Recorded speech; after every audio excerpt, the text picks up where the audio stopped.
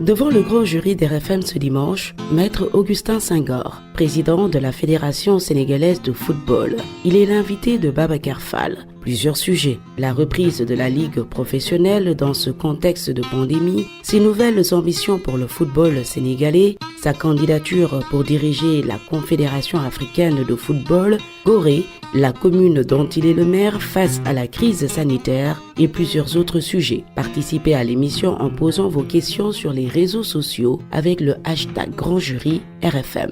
Maître Augustin Senghor face à Babacar Fall, le Grand Jury dimanche 11h05 sur RFM. Bonjour à tous, bon dimanche, bonne année. Bienvenue dans ce nouveau numéro du Grand Jury de RFM. Le passage de 2020 à 2021 marqué par un accroissement des contaminations au Covid-19 et on est passé sous la barre des 400 morts. C'est dans ce contexte que le football sénégalais reprend ses droits et pour le défendre, il y avait son premier avocat, Maître Augustin Senghor, le président de la Fédération sénégalaise de football, par ailleurs maire de l'île de Gorée. Bonjour. Bonjour Babacar, bonjour à tous les auditeurs et téléspectateurs. Nos meilleurs vœux. Meilleurs vœux 2021 à vous, donc au groupe IGFM, mais aussi à l'ensemble des Sénégalais, au monde sportif, que 2021 soit l'année où nous retrouverons le goût à la vie, après cette période assez tumultueuse de 2020 accompagnée du Covid, et que 2020 parte avec son Covid et qu'on retrouve la joie de vivre et surtout le retour aux activités normales dans tout le pays. Et comment à Gorée, au lieu du tourisme sénégalais, a-t-on vécu ces près de 10 mois de crise sanitaire? À Gorée, nous les avons vécus très difficilement, ces mois de Covid-19, parce que vous le savez, après les premiers cas, nous avons eu à subir les affres d'une fermeture totale de l'île de Gorée aux visiteurs. Et pour qui connaît Gorée, sa vocation est une vocation d'accueil, puisque c'est un site touristique par excellence. Et donc, vous savez que ça a eu des répercussions terribles sur le plan économique. De notre côté aussi, nous avons dû vivre en autarcie pendant tout ce temps-là. Et ça a été très difficile. Mais de notre côté, les Goréens, les populations ont fait preuve de résilience. Nous avons pu nous organiser pour vivre dans notre île en réglant tous les problèmes liés donc aux besoins matériels des populations, mais surtout en veillant à ne pas être infestés par le Covid-19. En tout et pour tout, nous avons enregistré officiellement 3 cas en 10 mois. Je pense que c'est assez appréciable quand on regarde les tendances dans les autres localités du pays. 3 cas de contamination. De contamination. 0 victime, j'imagine. Non, 0 victime à ce jour. On espère que ça va continuer. Et surtout, je pense que ce qui est important, il y a de cela 3 mois, 2 mois. Qu'est-ce qui fait cette exception? C'est le caractère insulaire de la commune. Oui, je pense qu'il y avait des frontières naturelles avec la mer. Dès qu'on a arrêté la liaison, il y avait moins de fréquentation dans l'île. Mais c'est surtout au niveau local, cette capacité des Goréens, de la commune, mais aussi des volontaires de l'île, surtout les jeunes, qui se sont organisés eux-mêmes pour prendre en charge leur destin, pour s'organiser, organiser le tri de ce qui devait entrer dans l'île ou non, mais aussi la sensibilisation qui a joué un rôle majeur. Parce que vous savez, à Gorée, c'est tellement petit, tout le monde se connaît, la proximité était telle que si nous avions quelques cas, ça pouvait dégénérer. Et je pense que la population aussi a été très, très consciente. Et je dois dire aussi que nous avions eu l'appui non seulement des autorités, mais de beaucoup de partenaires qui nous ont permis de vivre cette période et surtout de nous en sortir à moindre frais, si j'ai pu m'exprimer ainsi. Et alors, avez-vous évalué les conséquences économiques, financières de cette crise sanitaire pour l'île de Gorée, pour la commune que vous dirigez? Oui, je pense que si sur le plan santé, on peut dire que nous avons pu tenir la dragée au Covid, sur le plan économique, il n'y a pas eu match parce que le Covid nous a mis dans une situation économiquement parlant exsangue, parce que simplement que ça soit la collectivité locale elle-même, les populations, les acteurs économiques hôteliers, guides, restaurateurs et tout ce qui gravite autour, artisans et autres, gravite autour de l'économie touristique, en ont pâti. Je dirais même, je pourrais citer même en fait la structure qui nous relie à Dakar, c'est-à-dire la liaison maritime Dakar-Gorée, qui s'est retrouvée à faire pratiquement 1% de son chiffre d'affaires en 10 mois. Donc c'était assez difficile et aujourd'hui je pense que nous sommes en train de relever la tête. Mais tant que nous n'aurons pas réglé, c'est pas nous Goréens qui prenons le problème du transport aérien, l'ouverture du ciel et l'arrivée des touristes ne sera pas réglée, Gorée ne pourra pas se remettre en bonne santé financière et économique. Et c'est un combat. Je dois me permettre aussi de saluer tous ceux qui nous ont aidés parce que nous avons pu bénéficier de l'apport, en tout cas pour le secteur touristique et les acteurs touristiques de l'État sur le fonds de résilience. Je voudrais ici remercier le ministère du Tourisme et certains partenaires qui nous ont beaucoup aidés et qui nous ont permis de pouvoir aider les acteurs touristiques, même les artisans, pour pouvoir s'en sortir et repartir. Aujourd'hui, Gorée revit petit à petit, mais il nous faut plus de visiteurs pour qu'on puisse relancer la machine économique. Oui. Toujours sur les activités économiques, la culture est aussi essentielle pour Gorée. Lorsque le ministre de l'Intérieur annonçait le durcissement des restrictions début décembre dernier, des mesures qui interdisent la tenue de spectacles et les rassemblements sur les terrains de sport, vous vous êtes férocement opposé. Vous avez plaidé pour le foot. Les autorités vous ont entendu et vous ont permis de démarrer la nouvelle saison de football, ce week-end d'ailleurs. Vous n'avez pas défendu les acteurs culturels. Vous, le maire de la symboliquement culturelle île de Gorée. Écoutez, d'abord, je dois dire, je n'ai pas défendu férocement. J'ai défendu, je pense, avec beaucoup de... Et parler avec le cœur. De cœur, voilà, exactement, parce que je tirais la sonnette d'alarme simplement par rapport à la situation de tous ces jeunes qui, aujourd'hui, sont sevrés de sport depuis très, très longtemps. Vous venez de le dire, ils sont aussi sevrés de culture. Et ces jeunes, c'est non seulement une activité, donc le sport, je parle de sport en général d'ailleurs, qui leur permet de s'épanouir, c'est aussi une activité économique pour eux. Donc un débouché, dans un contexte où il est très difficile de trouver du travail, certains jeunes vivent du football, des milliers de jeunes ont l'espoir, et de parents d'ailleurs, ont l'espoir de pouvoir arriver à jouer au football.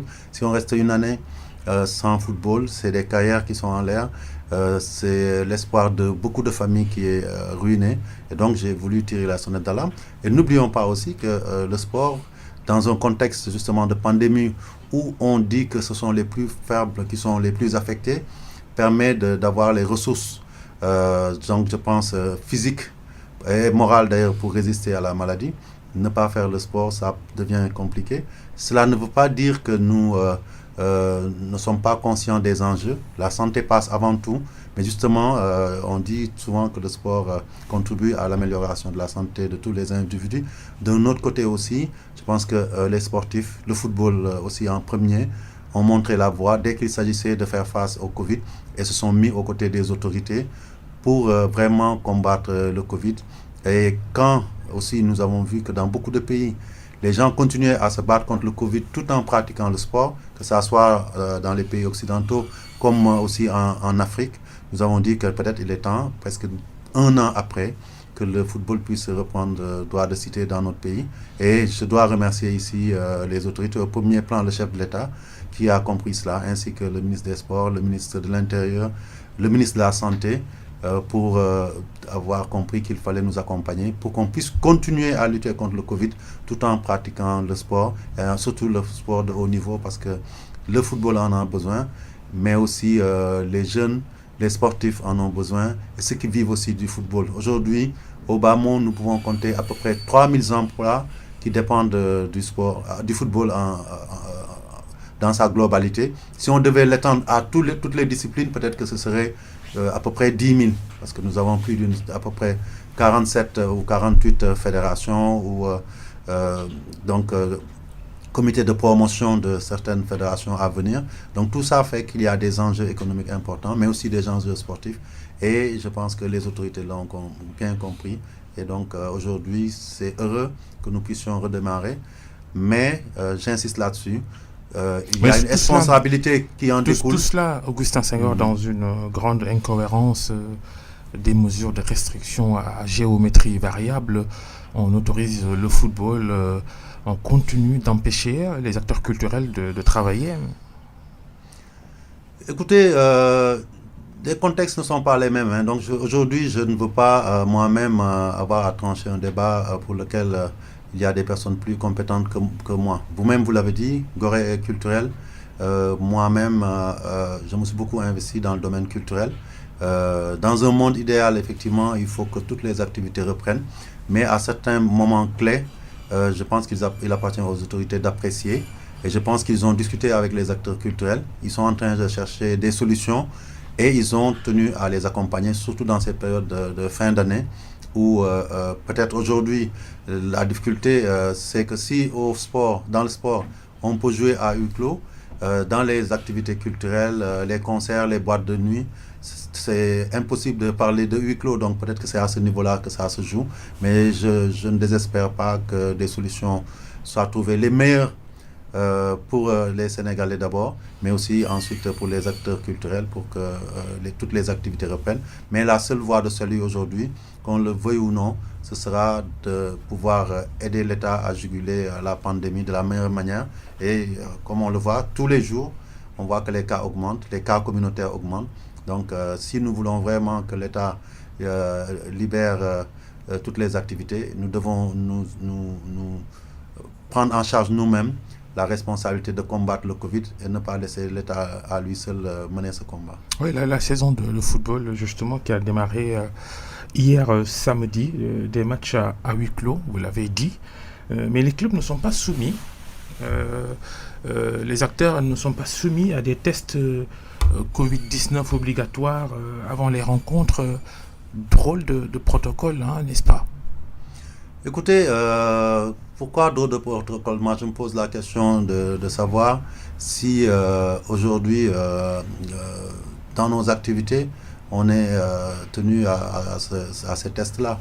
Aujourd'hui, je viens ici dans une émission, je n'ai pas subi de test pour entrer dans cette émission, alors que vous ne connaissez pas mon statut sur le plan médical. Donc, ça veut dire qu'aujourd'hui, nous partons du principe que d'une situation où l'État avait fixé des règles assez draconiennes, et même on est passé d'une période carrément d'état d'urgence à une période où les autorités ont dit il nous faut arriver à vivre avec le virus.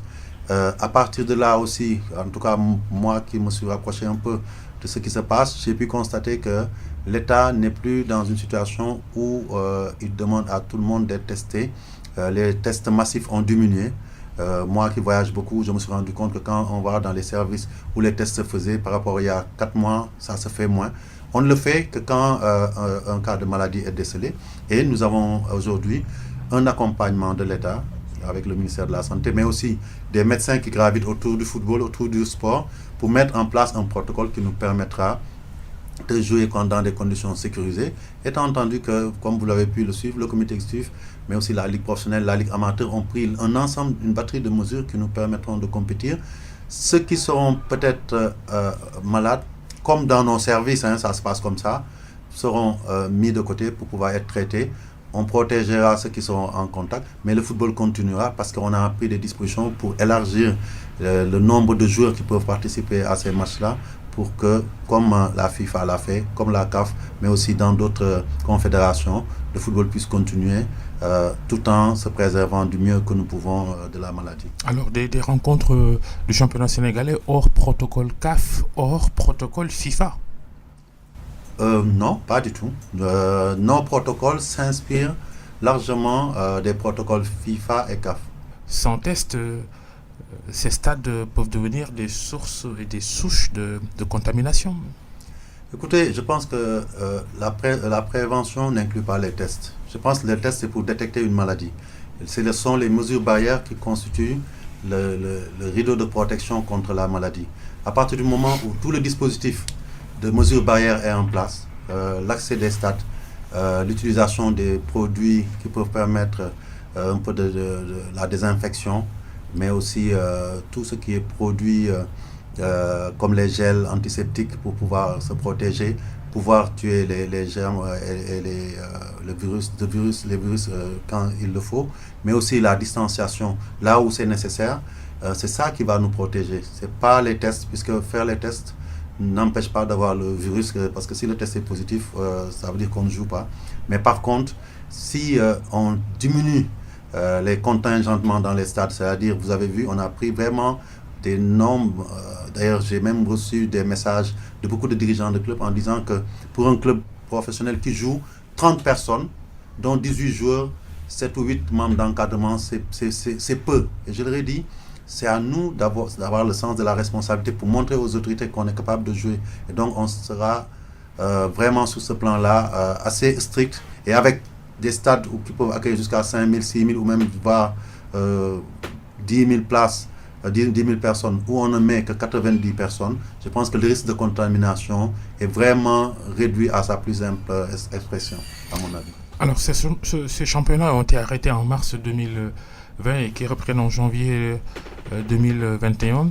On a vu la fédération soutenir beaucoup les clubs, beaucoup de subventions accordées. Ça vous a coûté combien l'arrêt brutal de ce championnat en raison de cette crise sanitaire? Oui, aujourd'hui, on a dépassé le cap des 1,350 milliard qu'on a investi.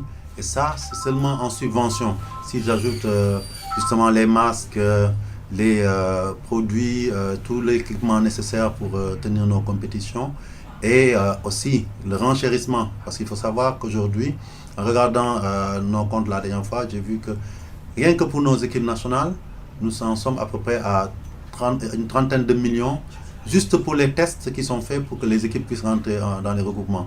Donc ça a été énorme. Moi, je dois dire qu'aujourd'hui, je suis à peu près, en tant que fédération, à 1,5 milliard dépensés, si je mets aussi les charges induites par les derniers matchs de l'équipe nationale.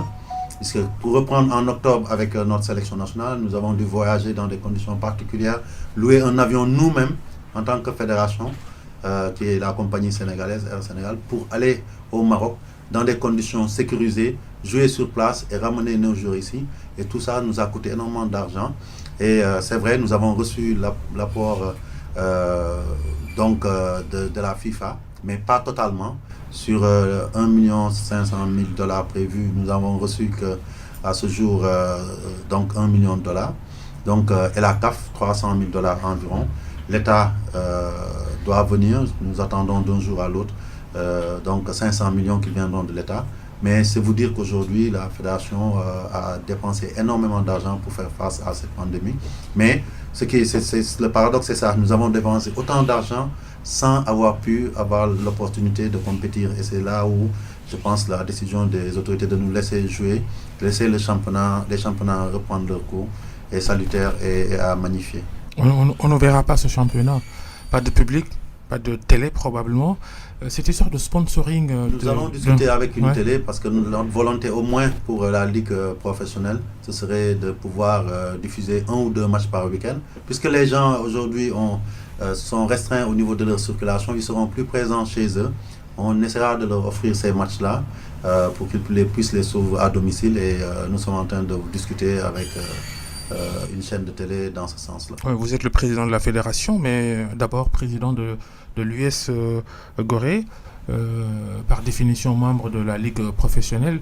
À propos de droits télé, ces problèmes qu'on a connus la saison dernière et la saison d'avant, cet opérateur de télévision, opérateur chinois, qui a voulu acheter les droits, mais blocage, parce que cet opérateur aussi voulait se déployer au Sénégal. Il en a été empêché. Quels sont les derniers développements de cette affaire?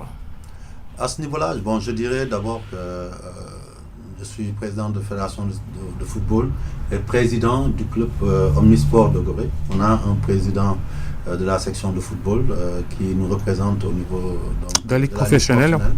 Donc à ce niveau-là, je dirais simplement que le dossier StarTime a connu des difficultés parce que simplement, apparemment, il était adossé à d'autres aspects qui n'ont rien à voir avec le football parce que l'octroi de fréquences, aspects juridiques, etc., commerciaux, l'acquisition de décodeurs, ça dépasse vraiment le cadre du football. Donc en ce qui me concerne, je ne peux pas trop me prononcer, mais ce qui est clair aujourd'hui que à ce jour, ce contrat n'a pas pu être finalisé pour les raisons aussi que vous savez. Et il est, je pense, temps qu'on pense, s'il n'y a pas de solution en vue, à chercher d'autres partenaires télé, parce que c'est de ça qu'il s'agit. StarTime n'est pas encore vraiment installé. Et quand ils auront donc la possibilité de travailler et d'offrir donc à la Ligue professionnelle ce qu'elle attend, c'est-à-dire des rentrées d'argent, mais aussi une visibilité, en ce moment-là, ils pourront signer. Mais en attendant, je pense que la Ligue professionnelle, qui est une entité autonome au niveau de la fédération, puisque la fédération lui a donné cette autonomie financière, donc elle devra travailler sur ça. Pour le moment, vous le savez, c'est la fédération qui prend en charge l'ensemble des charges de compétition et de fonctionnement de la Ligue professionnelle, et ça ne pourrait pas continuer, et donc il est urgent qu'on trouve cette solution, mais je pense que le président CRSEC et son équipe sont en train d'y travailler, et nous-mêmes au niveau de la fédération, nous allons les accompagner pour que ça se fasse, parce que l'élite du football, c'est la Ligue professionnelle. Si elle est malade, ça rejaillit négativement sur l'ensemble du football sénégalais. Ouais. Je rappelle Augustin Senghor, le président de la Fédération sénégalaise de football, notre invité devant le grand jury d'RFM ce dimanche. Les autres sujets football de cette émission, Augustin Senghor, ils vous sont posés par le service des sports de RFM sous la direction de Youssouf Bodian, question express en parlant de championnat. Le lancement des championnats dans les petites catégories annoncé depuis l'année dernière. Notre comité exécutif s'est prononcé sur cette question et a décidé quand ce sera possible de lancer le football des jeunes. Je pense qu'aujourd'hui, nous avons commencé, vous avez vu les résultats, à beaucoup nous investir dans la petite catégorie. Vous voyez nos équipes nationales, vous voyez aussi que beaucoup de clubs ont des académies. On le doit beaucoup aux académies, justement. Oui, mais les académies ne sont pas sorties ex nihilo. Ils sont issus et ont grandi dans un contexte qui est celui du football sénégalais. Arrêtons de nous faire croire que c'est l'homme qui a créé Dieu et pas l'inverse. Donc je suis désolé. Si les académies existent dans un pays, dans une fédération, c'est parce qu'on les a aidés. Et c'est de bon ton. Aujourd'hui, nous, on est fiers d'avoir ces académies-là qui apportent leur contribution, mais qui aussi ont bénéficié du contexte et de l'appui de la fédération, de la Ligue professionnelle et même des autorités étatiques pour pouvoir s'implanter et se développer. Il y a d'autres qui vont venir et nous sommes preneurs et nous insistons même pour qu'on puisse généraliser ces académies un peu partout, mais il n'y a rien d'antinomique.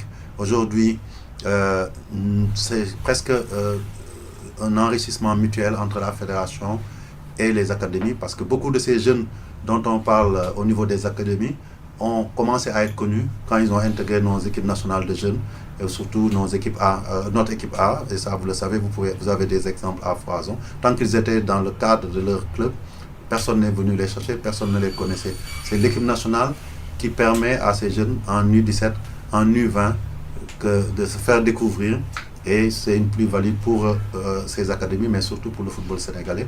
C'est tout un ensemble, n'essayons pas de dissocier ce qui constitue un ensemble compact et qui permet aujourd'hui de voir le football sénégalais briller là où jadis il traînait par rapport à d'autres pays. Vous parlez des équipes de jeunes U17, U20, justement, les sélectionneurs de ces équipes nationales du Sénégal en catégorie jeunes concernés par une décision que le comité exécutif de la fédération a prise il y a quelques semaines, parce que ce sont des sélectionneurs qui étaient des pigistes. Vous leur proposez des contrats en bonne et due forme, et donc plus possible pour eux d'aller entraîner des clubs. On ne peut plus cumuler, à partir de la décision qu'on a prise, les fonctions d'entraîneur de club et de sélection d'une équipe nationale. Il y a les cas flagrants de Youssouf Dabo pour la sélection U20, de Malik Daf pour la sélection U17. Vous leur aviez donné un ultimatum de 3 mois. Ont-ils fait leur choix parce qu'ils sont toujours avec leur club? Malik Daf au Jaraaf, Youssouf Dabo à Teungueth FC. Oui, à ce niveau, je pense que pendant très longtemps, c'est la fédération elle-même qui avait estimé qu'il n'y avait pas lieu de dissocier les fonctions d'entraîneur de club d'entraîneurs titulaires de club et d'entraîneurs des sélections de jeunes notamment. Et après réflexion et au vu des expériences passées où nous avons été confrontés à quelques difficultés, justement parce que les entraîneurs étaient tiraillés entre les clubs et les équipes nationales, nous avons pensé qu'il était plus sage avec les échanges qu'on a eu avec le DTN de séparer de manière claire ces fonctions-là. Je pense que tant que nos jeunes ne brillaient pas, le problème ne se posait pas, parce que généralement avec nos équipes nationales de jeunes, c'était un tour puis il s'en va, on ne se qualifiait pas au CAN et tout. Mais à partir du moment où depuis 2015 on a commencé à être régulier dans les compétitions de jeunes, nos entraîneurs sont pratiquement sur 1 an ou 2 ans avec nos équipes nationales. Et donc en même temps, ils sont salariés dans des clubs qui ont besoin d'eux quand ils doivent aller en Coupe d'Afrique ou même pour les championnats locaux. Quand les enjeux sont devenus plus importants, je pense qu'il est raisonnable aujourd'hui de permettre à ces entraîneurs de s'épanouir mieux et d'apporter plus en tout cas les sélections, en faisant un choix définitif. Et surtout, ça ouvre l'éventail d'entraîneurs qui peuvent apporter sa contribution, progresser, et qu'on n'ait pas un groupe restreint qui gère les clubs d'élite, les meilleurs, et qui sont aussi en même temps dans les sélections. C'est pour ça qu'on a pris ces décisions. Est-ce que le délai qu'on leur a donné a expiré? Je dirais non, mais sachez que nous sommes en train d'y travailler. Le comité exécutif passé l'a évoqué et certainement à la prochaine réunion, qui se tiendra, je pense, courant janvier, l'entraîneur nous proposera, le DTN nous proposera donc les nouveaux attelages, après s'être concerté avec les entraîneurs qui ont le choix. Même quand ils resteront dans les clubs, ils seront à la disposition du football sénégalais. Si certains préfèrent venir dans les sélections aussi, ils seront les bienvenus. Nous les mettrons dans des conditions salariales et de travail meilleures, puisqu'ils pourront travailler sur une longue durée et être rémunérés sur cette durée-là, plutôt que de travailler à la pige, comme vous l'avez dit, pendant les campagnes. Mais en tout cas, je pense que c'est la meilleure décision que la fédération pouvait prendre. Et à ma connaissance, tout le monde l'a salué, aussi bien dans le monde des entraîneurs que les dirigeants de clubs, mais aussi au niveau des instances du football, tout le monde l'a apprécié positivement. Après, il s'agira pour les 2 entraîneurs qui sont concernés de faire un choix. Je pense qu'il leur reste encore le temps pour le faire. Ils sont en concertation directe parce que le comité ici prend une décision et c'est la direction technique nationale qui est chargée de l'appliquer. Et donc Maya Sinma prendra les décisions des meilleures pour l'intérêt du football. Et certainement, en ce moment-là, nous pourrons communiquer sur les nouveaux attelages. Et vous saurez si Malik Daf et Youssou Dabo restent entraîneurs de nos équipes de jeunes ou non. Youssou Dabo qui n'a pas pu qualifier l'équipe des moins de 20 ans à la prochaine CAN U20 qui se déroule en Mauritanie, cette année d'ailleurs en 2021. Une grosse déception, un gros bémol, vous évoquez les résultats de ces équipes de jeunes depuis 2015. Ça se passe à côté en Mauritanie, on n'y sera pas. Oui, c'est une grosse déception, on ne va pas le cacher. D'abord parce que... Est-ce qu'il y aura des conséquences administratives Je dirais d'abord que nous avions l'ambition d'y retourner parce que nous voulions enchaîner une 4e qualification. C'était important pour maintenir cette logique de formation des jeunes parce que se qualifier pour les CAN, c'est important au plan du palmarès, mais surtout important pour permettre à des générations de grandir, d'arriver à maturité pour pouvoir passer. Est-ce que vous allez garder Youssoupha Dabo à la tête de cette équipe-là? Apparemment, notre plan ne vous intéresse pas. C'est la tête de Youssou ou non qui Non, vous non, intéresse. pas du tout. Aujourd'hui, peut-être qu'il est arrivé à un niveau de saturation. Vous allez évoluer. Je pense que Youssou a fait d'excellentes choses ici avec nos équipes nationales. Il a bien travaillé. Et même en club, on voit qu'il est assez performant. Donc, si à chaque fois qu'un entraîneur, en tout cas nous, c'est pas les habitudes de la maison d'ailleurs, vous pourrez le constater. Il ne faut pas qu'à chaque fois qu'un entraîneur qui a donné satisfaction auparavant tombe sur un écueil et éliminé. Et la question, c'était pas forcément contre lui. Peut-être qu'il mérite de gravir d'autres échelons, de laisser la place à un autre pour donner un nouveau souffle à cette équipe-là, peut-être. L'équipe, à mon avis, ne s'est pas qualifiée, mais n'a pas perdu son souffle. Ce qu'il faut savoir, on est dans les catégories jeunes. Nous ne nous focalisons pas forcément sur qui gère ces équipes nationales. Et comme je vous l'ai dit tout à l'heure, nous avons un travail qui est fait en amont par la direction technique nationale, et c'est la direction technique qui appréciera. Avant lui, il y avait Joseph Koto qui avait fait aussi du bon travail avec les U20, avec Malik Daf. Et à un moment donné, malgré tout, on a dit il faut qu'on puisse changer. Et Joseph Koto s'est retrouvé avec les U23. Donc, le travail que nous demandons maintenant aux directeurs techniques, c'est de voir quels aménagements faire pour avoir des attelages compétitifs et compétents pour pouvoir nous donner des satisfactions dans la continuité de ce que nous sommes en train de faire. Je suis en train de vous dire que à partir du moment où toutes les structures sont en place, où l'organisation est bien faite, peu importe qui est là, les entraîneurs viennent, apportent leur contribution, mais la structure reste solide, et la base, ce sera la direction technique nationale, de sorte qu'il y a une continuité dans le travail.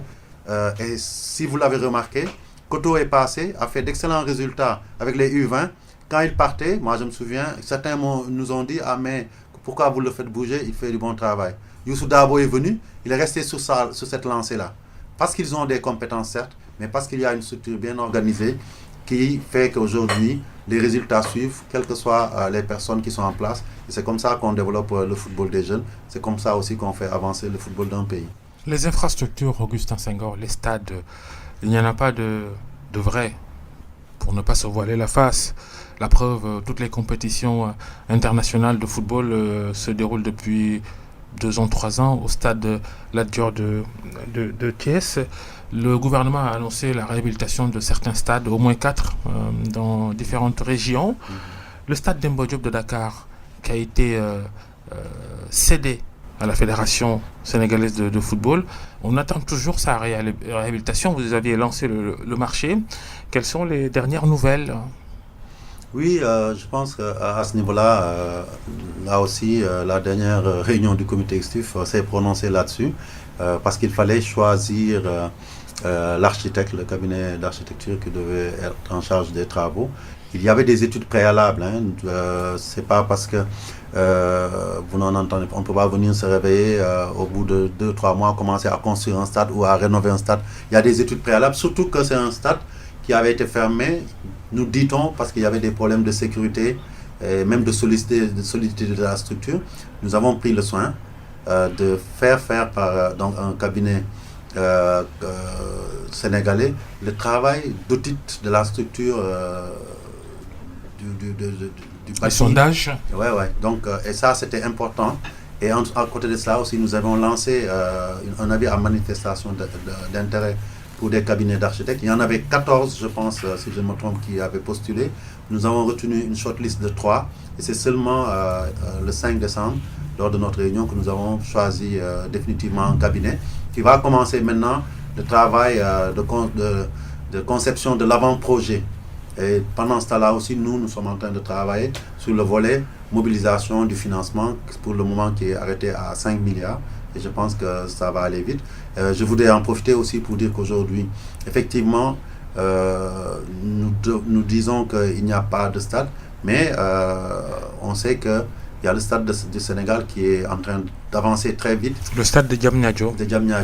Il y a aussi Léopold Senghor, donc le ministre l'a dit, qui doit être rénové. Les Chinois étaient là, je pense, pour ça, et les autres stades qui vont être faits. Ce que je peux dire et ce dont je peux témoigner, c'est qu'il y a une volonté forte, une volonté politique forte du chef de l'État, non seulement de construire beaucoup de stades pour les prochaines années, mais aussi d'accueillir une CAN au Sénégal. Et donc ça, plusieurs fois, quand il m'a reçu, il me l'a dit. Et dans ce sens-là, on ne peut pas le faire sans réaliser ces stades.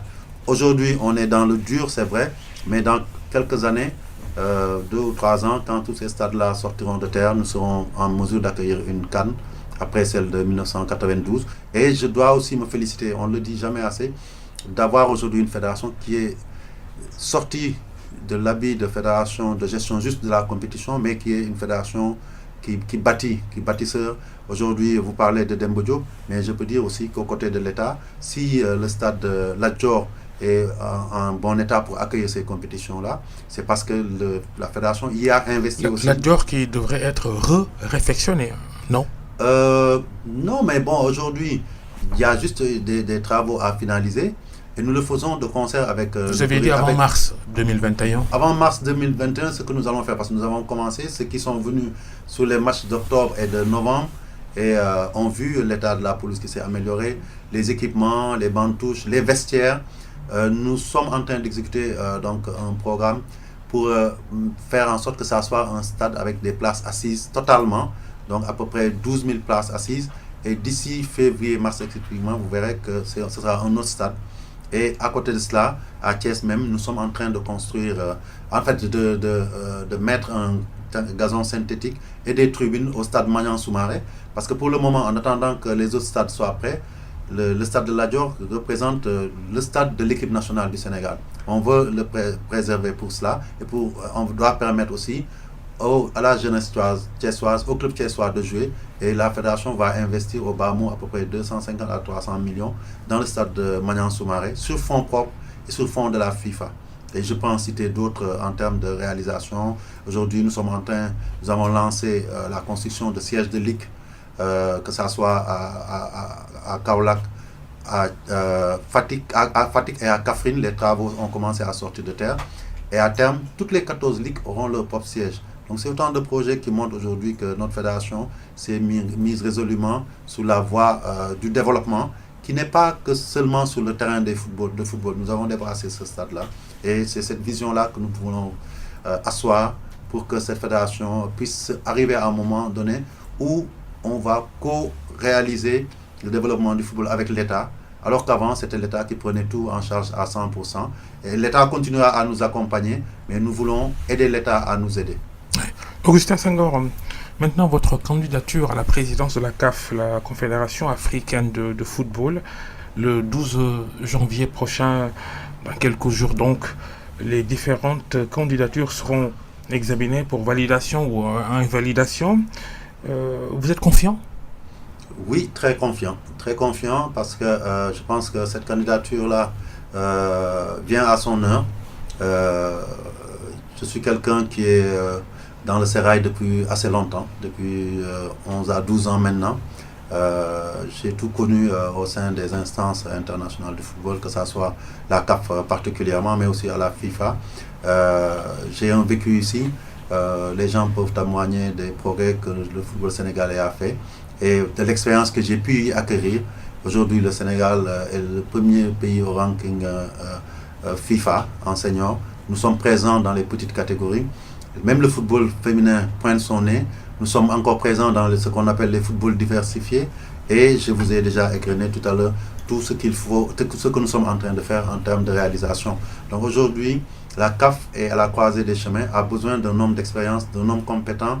Mais aussi, je pense que j'ai cette chance-là, dans mon cursus au niveau des instances internationales, pour d'avoir pu nouer des relations et d'avoir pu me faire apprécier par mes collègues présidents. Et tout cela fait qu'aujourd'hui, je pense et j'estime être le candidat qui peut relever ce nouveau défi après les difficultés que la CAF a connues et au point aujourd'hui d'être dirigé aussi bien au niveau de sa présidence qu'au niveau de son secrétariat général par des personnes qui ont été désignées par intérim. Ça montre à quel point donc l'institution a eu des difficultés. Vous êtes alors le candidat de la bonne gouvernance.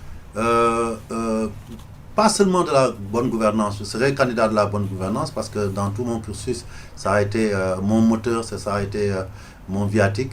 Mais aussi, je pense qu'aujourd'hui, se limiter à juste affirmer que le problème de la CAF, c'est la bonne gouvernance, c'est partir déjà sur un autre échec.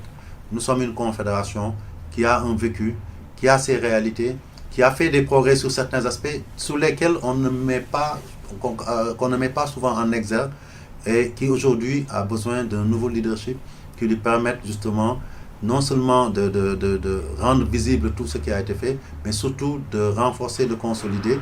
Mais bien entendu, aujourd'hui, les problèmes de gouvernance structurelle sont là. Nous devons rénover la CAF à mon avis, le doter de nouveaux habits, que ce soit au niveau de son ordonnancement juridique, ses textes de fonctionnement, ses statuts, mais aussi dans le management à proprement parler, pour mieux se rapprocher de ce que fait un peu partout à la FIFA, à la CAF.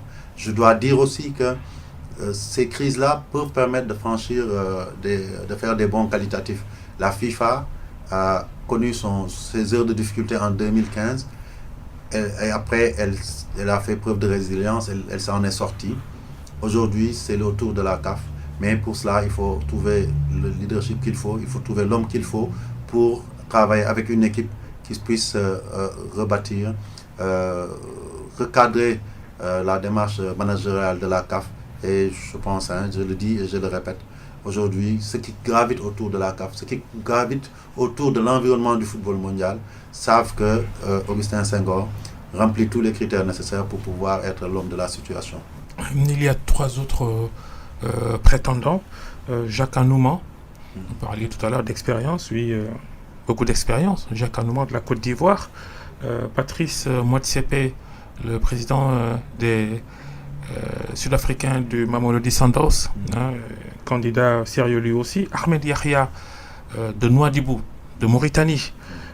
Il a été agité l'idée d'une candidature unique pour la façade ouest du continent, Mauritanie, Sénégal, Côte d'Ivoire. Est-ce que cette candidature unique, vous y travaillez toujours entre vous, Jacques Anouma et Ahmed Yahya? Est-ce que ça avance? Oui, je dirais que nous y travaillons puisque ces derniers jours j'étais à Cotonou avec Jacques Anouma, j'étais aussi parti à Abidjan. Et pendant ce temps-là, nous avons... Quand vous présentez vos condoléances à la famille proche de Sidi Diallo. Mon homonyme Augustin Sidi Diallo. Et nous avons eu plusieurs séances de discussion sur cette question.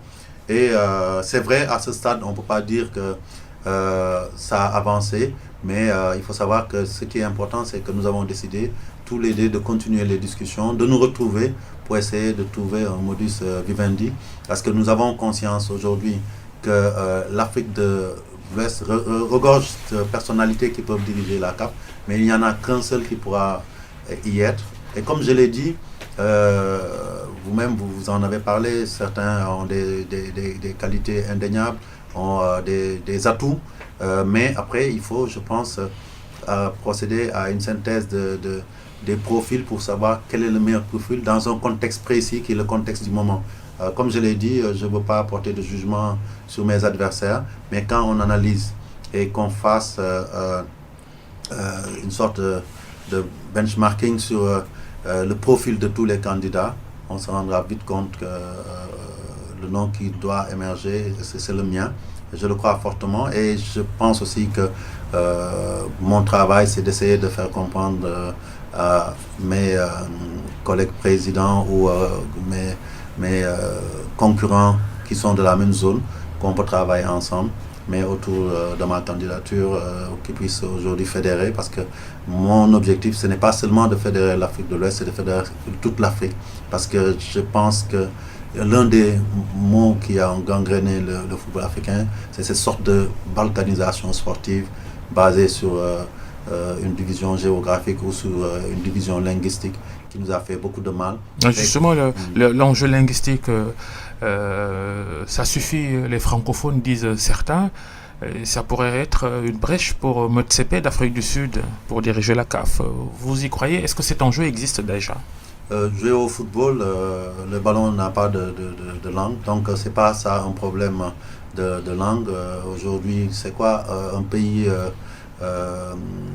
francophone? On le sait, d'ailleurs, le Cameroun n'est pas forcément un pays à 100% francophone. Donc, je pense avec Issa Hayatou, qui a dirigé pendant longtemps. Oui, lui est francophone, mais son pays n'est pas totalement francophone. Et aujourd'hui, ce qu'il faut juste dans un contexte comme ça, c'est avoir le meilleur président qu'il faut. Je pense que si c'est juste se baser sur un critère linguistique pour choisir notre président, nous ne sommes pas encore sortis de l'ornière. Le président sortant de la CAF, le Malgache Ahmad était candidat à sa succession, mais il a été suspendu par la FIFA pour détournement de fonds. Il a fait appel devant le tribunal arbitral du sport. Vous en pensez quoi, ces accusations? Vous, le pro Ahmad, à l'époque, peut-être comptable de sa gestion? Écoutez, on n'a jamais fonctionné en termes de pro ou contre Ahmad. C'est pas comme ça que fonctionnent nos organisations, je suis désolé. Et d'ailleurs, c'est très cocasse parce qu'un coup, on me dit « Ah non, il est pro, il était pro Airtour, il est pro Ahmad ». Moi, je suis pro CAF. Je travaillais à leur côté. À chaque fois qu'on m'a confié des missions, je les ai exécutées correctement. Donc après Ahmad, nous avons eu des relations qui sont antérieures à son avènement à la tête de la CAF. Quand je suis arrivé en 2010, il était déjà président de la Fédération malgache. Nous avions d'excellentes relations. En 2017, lors des élections où il s'est présenté, il est venu me rencontrer. Je lui ai donné ma position, qui était que je n'avais pas... Vous avez voté pour lui, hein. C'est pas sûr, ça vous ne pouvez pas le garantir. Mais toujours ce qui est important, c'est qu'à partir de 2018, j'ai cheminé avec lui. Nous avons travaillé de manière très loyale. J'ai essayé d'apporter ma contribution par rapport aux missions qu'il m'a confiées, qui étaient nombreuses, parce que la CAF était en difficulté et il avait besoin de mon expertise. Je l'ai servi et je me devais d'être loyal avec lui jusqu'au bout. Et je l'ai été, sans que ça veuille dire que je sois là pour dire moi-même, est-ce que, comme vous-même vous l'avez dit, c'est des accusations, est-ce que ces accusations sont fondées ou non?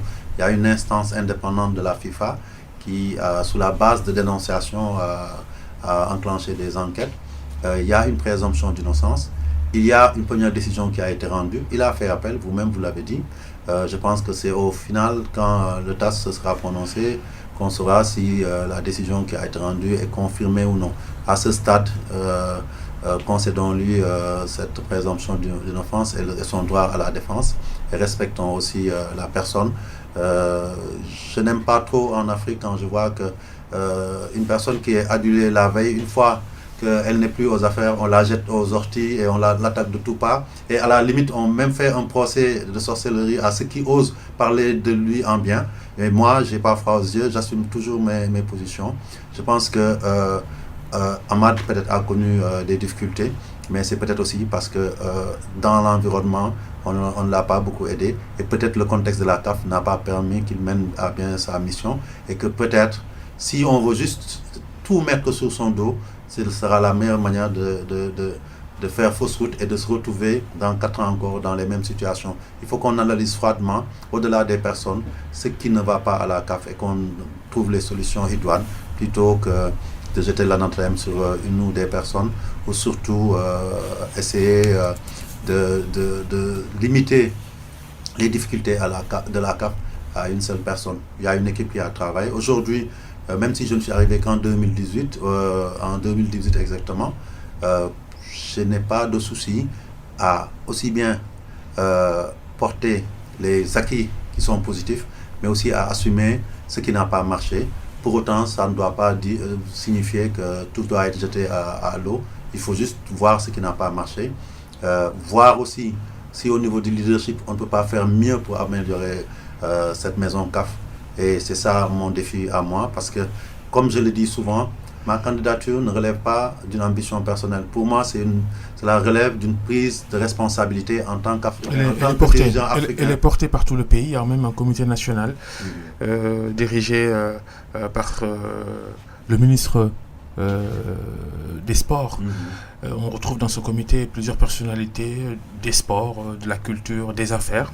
En tout cas, on va voir si d'ailleurs le contexte va favoriser la campagne pour cette présidence de la CAF, Augustin Senghor. C'est presque la fin de cette émission. Un petit détour encore à Gorée, dont vous êtes le maire depuis près de 12 ans maintenant. Le compte n'est pas bon.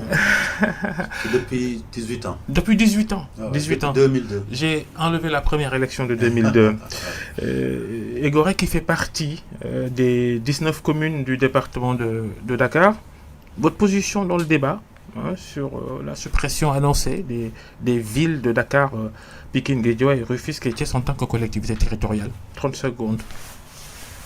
Je n'ai pas de position parce que si vous me connaissez, je sais que vous me connaissez Babacar, je ne suis jamais dans les débats politiques dans le sens politique. Le débat est aussi technique. Celui-là est aussi technique. Non, aujourd'hui, un débat n'est posé que quand des actes juridiques sont posés pour aller dans ce sens-là. Moi, j'entends un débat qui est soulevé, qui est sorti de nulle part.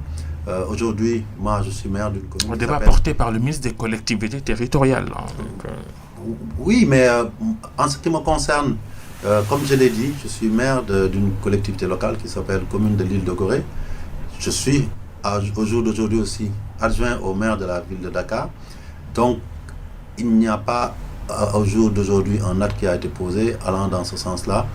En ce qui me concerne, je préfère attendre que le débat soit posé là où il faut, qu'il y ait des travaux qui sont menés dans ce sens-là pour me prononcer, analyser les motivations, parce que je pense que dans chaque démarche, il y a l'exposé des motifs qui est le plus important. Et au Sénégal, on a l'habitude de mettre la charrue avant les bœufs. Dakar est-elle utile ou pas en tant que collectivité territoriale, la ville?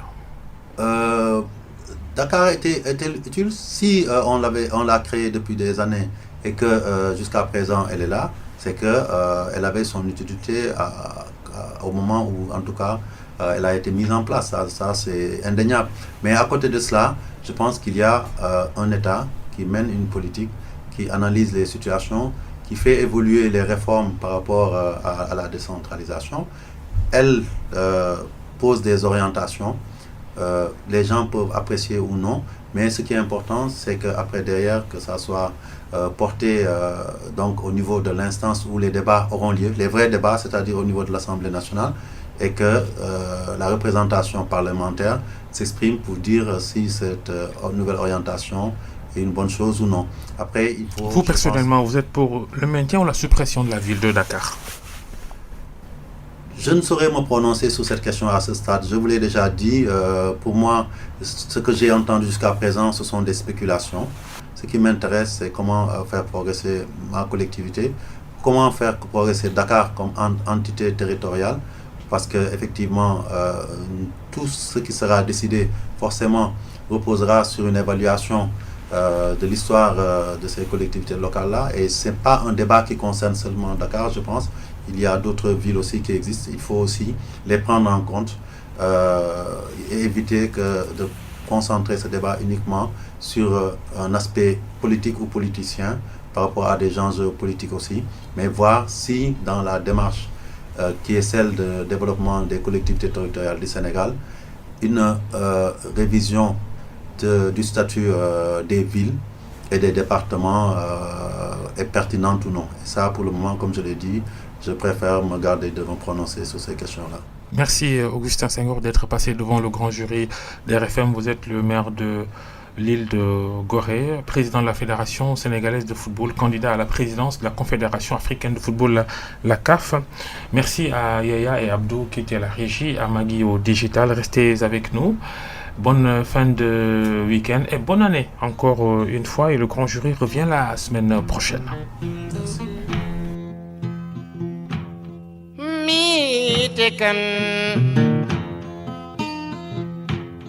Mi tekan hamrayitin